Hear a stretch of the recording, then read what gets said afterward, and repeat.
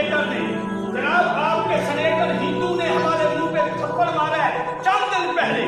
اس نے کہا ہمیں یہ کہتے ہیں کہ تم بتوں کی پوجا کرتے ہو جہنم میں جاؤ گے. اس نے کہا جناب اسپیکر اگر ہم بتوں کی پوجا کرتے ہیں تو یہ قبروں کی پوجا کرتے. کیا آپ کے پاکستان میں سنیٹر نے یہ ہندو سنیٹر نے یہ کہا ہے اگر ہم یہ کرتوت نہ کریں تو اس کافر کو کہنے کی جرات کیسے ہوگی؟ اسی طرح جب اذان ہوتی ہے ایک عیسائی بھی مسجد کی طرف نہیں جاتا اور ایک حاجی غلام رسول بھی اٹھ کر مسجد کی طرف نہیں جاتا. وہ بھی جھوٹ بولتا ہے یہ بھی جھوٹ بولتا ہے, وہ بھی شراب پیتا ہے یہ بھی شراب پیتا ہے.